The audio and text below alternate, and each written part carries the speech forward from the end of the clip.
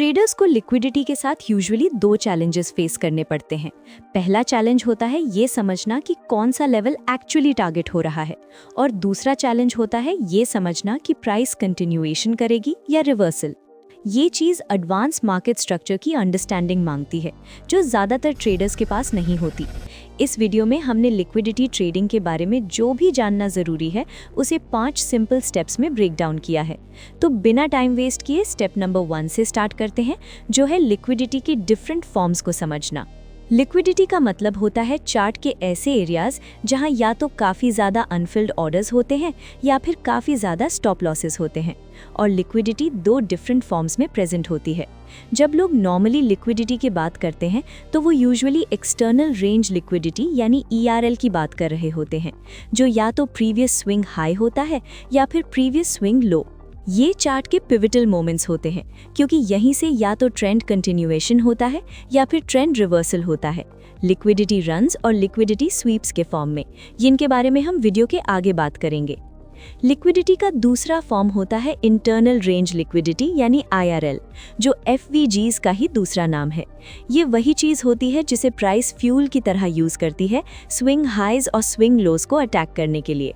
ये बहुत इंपॉर्टेंट है कि आप देखें प्राइस दोनों फॉर्म्स ऑफ लिक्विडिटी के साथ कैसे इंटरैक्ट करती है, क्योंकि दोनों मिलकर ये बताती हैं मार्केट किस डायरेक्शन में मूव करेगी। नेक्स्ट स्टेप के लिए हमें ऑर्डर फ्लो के बारे में बात करनी होगी और ये समझना होगा कि ये कैसे हेल्प करता है ये डिसाइड करने में कि कौन सा लिक्विडिटी लेवल टारगेट करना चाहिए। जब हम चार्ट देखते हैं तो सबसे पहला काम होता है ये देखना कि करंट ऑर्डर फ्लो बुलिश है या बेरिश, और ये डिपेंड करता है कि प्राइस बाय साइड लिक्विडिटी के थ्रू पुश कर रही है या सेल साइड लिक्विडिटी के थ्रू। ये पहली नज़र में कंफ्यूजिंग लग सकता है, लेकिन हम इसे 2 कॉन्सेप्ट्स की हेल्प से सिंप्लीफाई कर सकते हैं, जिन्हें ब्रेक ऑफ स्ट्रक्चर यानी BOS और चेंज ऑफ कैरेक्टर यानी COCH कहते हैं।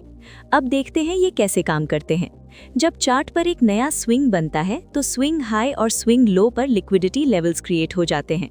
स्विंग हाई पर जो लिक्विडिटी होती है उसे बाय साइड लिक्विडिटी कहते हैं, और स्विंग लो पर जो लिक्विडिटी होती है उसे सेल साइड लिक्विडिटी कहते हैं। ब्रेक ऑफ स्ट्रक्चर और चेंज ऑफ कैरेक्टर के कॉन्टेक्स्ट में हम ये देखते हैं कि नया स्विंग क्रिएट होने से पहले कौन सी लिक्विडिटी रन हुई थी। इस केस में बाय साइड लिक्विडिटी रन हुई थी, जिसका मतलब है कि करंट ऑर्डर फ्लो बुलिश है।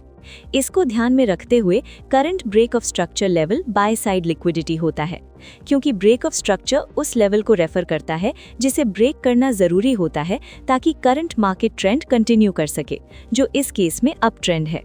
और दूसरी तरफ current change of character level cell side liquidity होता है, क्योंकि अगर ये लोअर लेवल हिट होता है तो ये सिग्नल देता है कि ऑर्डर फ्लो बुलिश से बेरिश हो सकता है।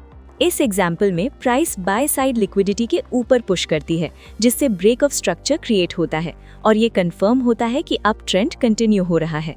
अब इस नए बुलिश स्विंग के साथ हमें ब्रेक ऑफ स्ट्रक्चर और चेंज ऑफ कैरेक्टर के नए लेवल्स मिलते हैं, जिनसे हम असेस कर सकते हैं कि अप ट्रेंड आगे कंटिन्यू करेगा या नहीं। अब एक और प्राइस स्विंग का एग्जाम्पल देखते हैं। इस बार जब हम देखते हैं कि स्विंग क्रिएट होने से पहले सेल साइड लिक्विडिटी ब्रेक हुई थी, तो इसका मतलब है कि chart currently bearish order flow में है। इस सिचुएशन में current break of structure sell side liquidity होता है, क्योंकि अगर सेलर्स डाउन ट्रेंड कंटिन्यू करना चाहते हैं तो वही उनका टारगेट लेवल होता है, और दूसरी साइड पर change of character level buy side liquidity होता है, क्योंकि अगर ये ब्रेक होता है तो ऑर्डर फ्लो बेरिश से बुलिश हो सकता है। इस एग्जाम्पल में प्राइस सेल साइड लिक्विडिटी के नीचे पुश करती है, ब्रेक ऑफ स्ट्रक्चर कंफर्म होता है और डाउन ट्रेंड कंटिन्यू होता है। समरी में ब्रेक ऑफ स्ट्रक्चर तब होता है जब लिक्विडिटी रन होती है जो करंट ट्रेंड के कंटिन्यूएशन को कंफर्म करता है। ट्रेडिंग का एक सबसे इंपॉर्टेंट रूल ये है कि हमें हमेशा मार्केट के ऑर्डर फ्लो के डायरेक्शन में ट्रेड करना चाहिए, उसके अगेंस्ट नहीं। लेकिन सवाल ये है कि हमें कैसे पता चले जब ऑर्डर फ्लो रिवर्स हो गया हो। यहाँ एक और अप ट्रेंड है जो ब्रेक ऑफ स्ट्रक्चर से वैलिडेट होता है। मान लो प्राइस यहाँ रेजिस्टेंस पर आ गई। इस बार हायर लो बनाने के बजाय प्राइस नीचे पुश करके लोअर लो बना लेती है। इसे चेंज ऑफ कैरेक्टर कहते हैं, क्योंकि ये पहला सिग्नल होता है कि प्राइस एक्शन बुलिश से बेरिश हो सकता है। जब ऐसा होता है तो ये लोअर लो नया ब्रेक ऑफ स्ट्रक्चर बन जाता है और प्रीवियस स्विंग हाई नया चेंज ऑफ कैरेक्टर लेवल बन जाता है।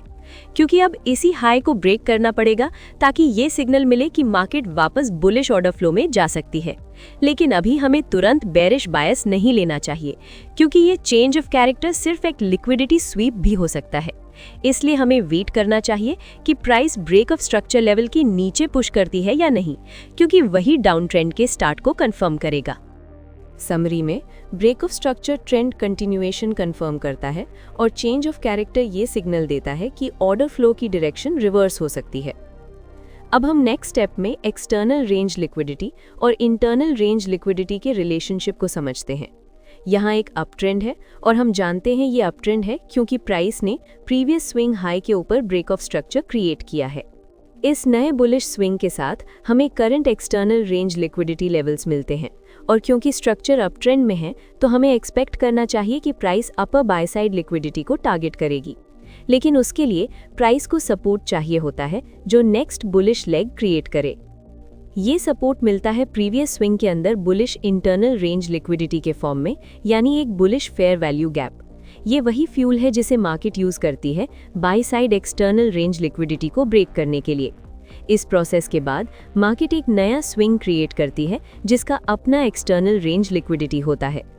अगर प्राइस को अप ट्रेंड कंटिन्यू करना है तो हमें इस नए स्विंग के अंदर फिर से एक बुलिश फेयर वैल्यू गैप ढूंढना होता है जो नेक्स्ट लेग के लिए फ्यूल बन सके। समरी में अप ट्रेंड के दौरान impulsive moves bullish fair value gaps छोड़ते हैं जो फ्यूचर में by side external range liquidity को ब्रेक करते हैं और नए हायर हाइज क्रिएट करते हैं। डाउन ट्रेंड के लिए यही प्रोसेस उल्टा होता है। अगर हमें प्राइस से एक्सपेक्ट है कि वो sell side external range liquidity को ब्रेक करेगी तो हमें प्रीवियस इम्पल्सिव बेरिश मूव के अंदर इंटरनल रेंज लिक्विडिटी ढूंढनी होती है बेरिश फेयर वैल्यू गैप के फॉर्म में।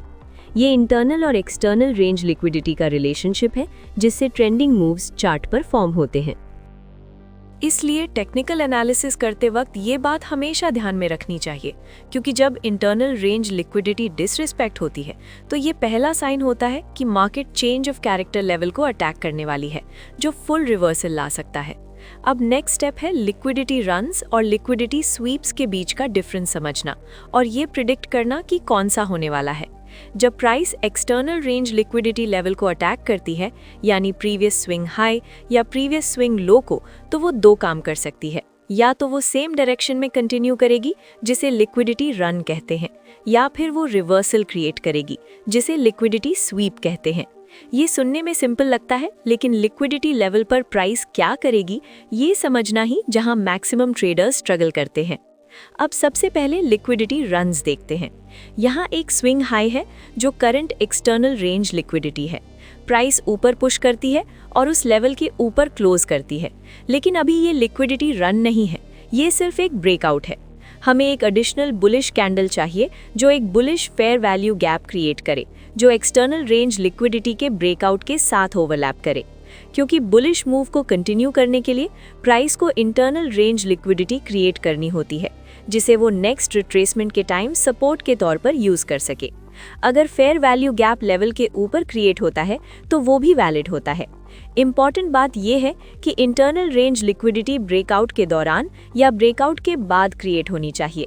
अगर फेयर वैल्यू गैप ब्रेकआउट से पहले बना हो तो हम उसे लिक्विडिटी रन के कॉन्फर्मेशन के लिए यूज नहीं करते। सेल साइड लिक्विडिटी रन्स के लिए भी बिल्कुल सेम प्रिंसिपल्स अप्लाई होते हैं, बस डायरेक्शन उल्टा होता है। अब लिक्विडिटी स्वीप्स की बात करते हैं। यहाँ एक और स्विंग हाई है जिसे हम लिक्विडिटी के लिए ड्रॉ करते हैं। इस बार जब प्राइस इस लेवल को अटैक करती है तो वो उसके ऊपर पुश करने और क्लोज करने में फेल हो जाती है। ये बायर्स की तरफ से मैसिव वीकनेस दिखाता है और एक फेक आउट क्रिएट करता है जो सबसे क्लियर सिग्नल होता है लिक्विडिटी स्वीप का। यहाँ से हमें ऑर्डर फ्लो में रिवर्सल एक्सपेक्ट करना चाहिए और शॉर्ट एंट्रीज देखनी चाहिए। अगर बुलिश कैंडल लिक्विडिटी लेवल के ऊपर क्लोज भी कर जाए तब भी liquidity SVEEP of the table नहीं होती, क्योंकि अगर हम देखें कि last bullish fair value gap कहाँ बना था तो वो एक्सटर्नल रेंज लिक्विडिटी के नीचे होता है। अगर प्राइस यहाँ से नीचे मूव करती है तो हाई चांस होता है कि ये fair value gap completely disrespect हो जाए, जो ऑर्डर फ्लो चेंज का पहला सिग्नल होता है। फिर भी हमें तुरंत शॉर्ट नहीं लेना चाहिए। हमें देखना होता है कि प्राइस प्रीवियस स्विंग लो के नीचे पुश करती है या नहीं, जो चेंज ऑफ कैरेक्टर क्रिएट करेगा। और फाइनल चीज़ ये होती है कि बेरिश मूव एक bearish fair value gap create करता है या नहीं, क्योंकि वही सेलर्स का रेजिस्टेंस होता है डाउनवर्ड मूव कंटिन्यू करने के लिए। जब ये bearish fair value gap price को नीचे पुश करता है तो नया ब्रेक ऑफ स्ट्रक्चर क्रिएट होता है, जो कंफर्म करता है कि मार्केट बेरिश ऑर्डर फ्लो में ट्रांजिशन कर चुकी है। ये टिपिकल सेटअप होता है जब मार्केट लिक्विडिटी स्वीप करती है। इसलिए ट्रेड सिर्फ इस बेसिस पर नहीं लेने चाहिए कि प्राइस एक्सटर्नल रेंज लिक्विडिटी पर कैसे रिएक्ट करती है, बल्कि ये देखना चाहिए कि मार्केट स्ट्रक्चर कैसे फॉर्म हो रहा है, और एंट्री तब लेनी चाहिए जब क्लियर डायरेक्शनल बायस दिखे। अब नेक्स्ट स्टेप है टॉप डाउन एनालिसिस यूज करना जब हम ट्रेड सेटअप्स देख रहे होते हैं। इसे हम 4 आवर टाइम फ्रेम के चार्ट पर डेमोन्स्ट्रेट करते हैं। सबसे पहले हमें ये देखना होता है कि करंट ऑर्डर फ्लो किस डायरेक्शन में मूव कर रहा है। यहाँ ऑर्डर फ्लो बुलिश है क्योंकि प्रीवियस बाय साइड लिक्विडिटी के ऊपर ब्रेक ऑफ स्ट्रक्चर क्रिएट हुआ है। इसका मतलब है कि हमें इस रेंज के अंदर बाय ट्रेड्स देखनी चाहिए। लेकिन एग्जैक्ट एंट्री कहाँ? इसके लिए हम देखते हैं एक्सटर्नल और इंटरनल रेंज लिक्विडिटी का रिलेशनशिप, और इस इम्पल्सिव लेग के अंदर एक फेयर वैल्यू गैप ढूंढते हैं लॉन्ग ट्रेड के लिए।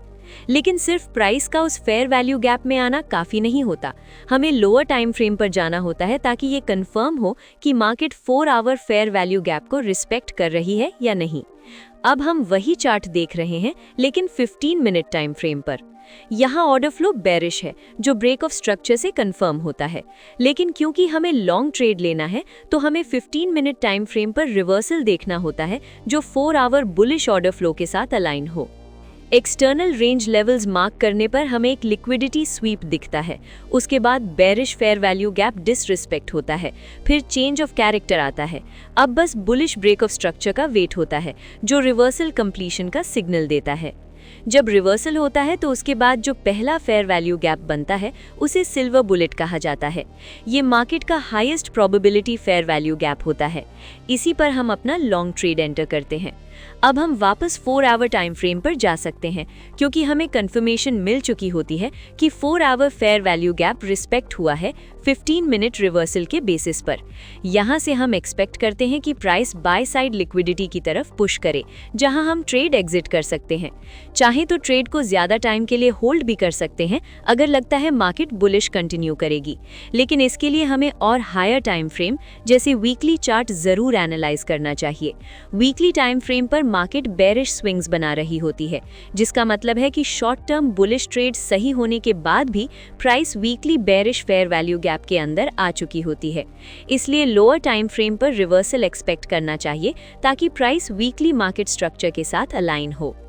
फाइनल टेक अवे ये है कि हमें हमेशा लार्जेस्ट टाइम फ्रेम से एनालिसिस स्टार्ट करनी चाहिए, क्योंकि वही हमें आइडिया देता है कि लोअर टाइम फ्रेम पर लिक्विडिटी हिट होने पर प्राइस कैसे बिहेव करेगी। अगर आपको ये वीडियो हेल्पफुल लगा हो तो लाइक करिए और कमेंट करके बताइए आप नेक्स्ट कौन सा ट्रेडिंग कॉन्सेप्ट देखना चाहते हैं।